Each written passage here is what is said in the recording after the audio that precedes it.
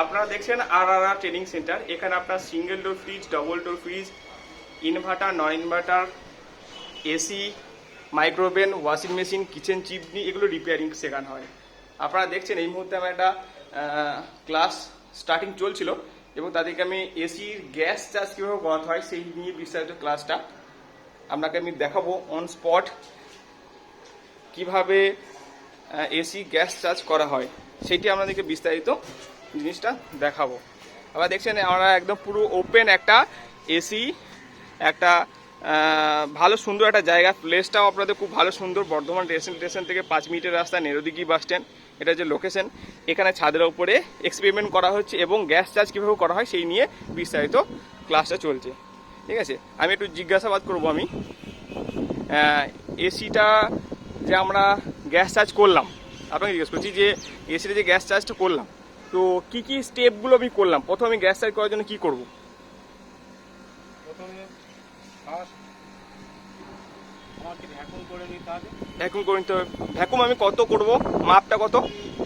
Vacuum -29 PSI plus. তাহলে ভ্যাকুমের কত মাপটা কত? -29 পিএসআই প্লাস পর্যন্ত আমাকে দেখাবে কাঁটা। বেশি এবার কিভাবে করবো একটু বলতে হবে।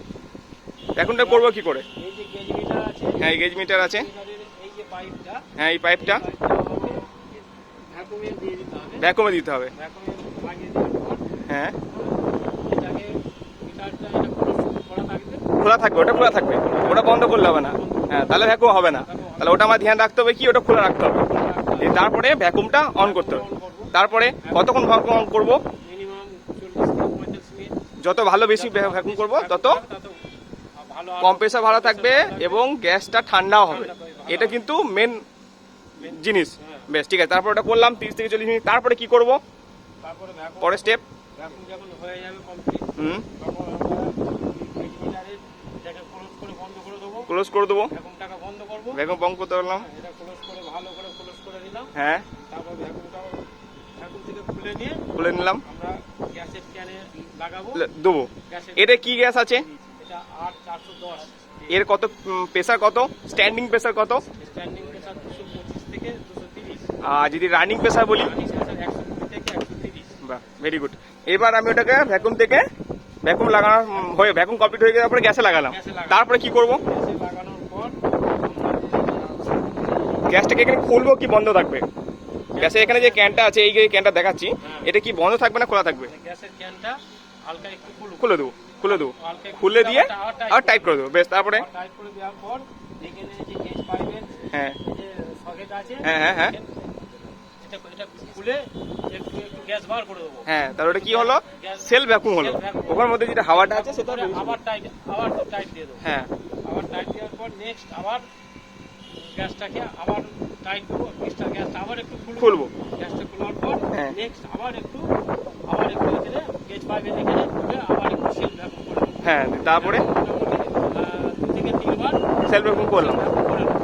একবারও করা যায়, 2 থেকে 3 বারও করা যায়। যতক্ষণ ওখানে গ্যাসটা বেরিয়ে গেছে তাহলে আমি জানতে পারবো যে পাইপটা পুরোটা আমার লিকেজ। বায়ু শূন্য হয়ে হ্যাঁ বায়ু শূন্য হয়। বেশ তারপরে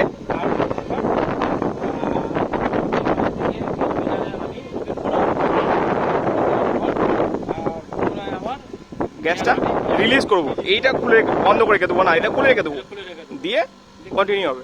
ওপেন করে হ্যাঁ গ্যাস একটুখানি অল্প একটু ছাড়বো। হ্যাঁ ছাড়ার পর আবার close করবো। হ্যাঁ তারপরে এইভাবে ক্রমশ করতে থাকবো। করতে থাকবো। তারপরে এখানে এখানে এখানে চার্জিং লাইনে এখানে এখানে যে মেন জংশনটা আছে, এখানে এখানে কি হবে দিয়ে? এখানে জংশন এসে এই ডিসচার্জ লাইনে হ্যাঁ এখানে যদি গ্যাস কম থাকে এখানে আইস জমতে থাকবে। আইস জমতে থাকবে। আইস জমতে থাকবে। হ্যাঁ হ্যাঁ, এইটা দেখে আমরা যখনই আইস জমবে তখন আমরা বুঝবো যে পুরোপুরি গ্যাস চার্জ হয়নি এখন। এখনো হয়নি, এখনো গ্যাস লাগবে। গ্যাস লাগবে। হ্যাঁ এই তখন আবার পুনরায় একটু একটু করে গ্যাসের ক্যান একটু ওপেন করবো। হ্যাঁ এদিকে আমরা গেজ পাইপের ওপেন করবো। হ্যাঁ এইভাবে ওপেন করে করে একটু একটু করে গ্যাস আবার পুনরায় দেবো। হ্যাঁ দেওয়ার পর যখন ওই আইসটা কি হবে? আইসটা এখন পুরোপুরি কেটে সাদা হয়ে যাবে। সাদা হয়ে যাবে, এবারে পুরো কেটে যাবে। হ্যাঁ। তখন জানবো যে পুরোপুরি এটা গ্যাস চার্জ হয়ে গেছে। হয়ে গেছে। তখন কি এই ফ্যানটা কি গরম হাওয়া আসবে না ঠান্ডা হাওয়া আসবে? কন্ডেন্সার হিট হবে। হ্যাঁ কন্ডেন্সার হিট হলে একটু গরম হাওয়া আসবে। বাহ বাহ ভেরি গুড। বেশ আপনারা দেখতে পাচ্ছেন এখানে এই এইভাবে আমি শেখাই, সবাইকে হাতে ধরে কাজটা শেখাই। এখানে প্রতিটা স্টুডেন্ট এখানে দাঁড়িয়ে আছে এবং প্রতিটা স্টুডেন্টকে ধরে ধরে কাজটা শেখানো হচ্ছে। এখানে ভ্যাকুম থেকে শুরু করে একটা AC install, repairing, servicing, everything. যেমন হচ্ছে একটা সিঙ্গেল ডোর ফ্রিজ কীভাবে গ্যাস চার্জ করতে হয়, ডবল ডোর কীভাবে করতে হয়, ইনভার্টার কীভাবে করতে হয়, সব এভরিথিং আমাদেরকে হাতে ধরে কাজটা শেখানো হয়। আপনারা যদি এই ধরনের কাজ শিখতে চান, এখন তো হাতের কাজ শিখে জীবনে ভবিষ্যতে একটা জিনিস তৈরি করা যায়।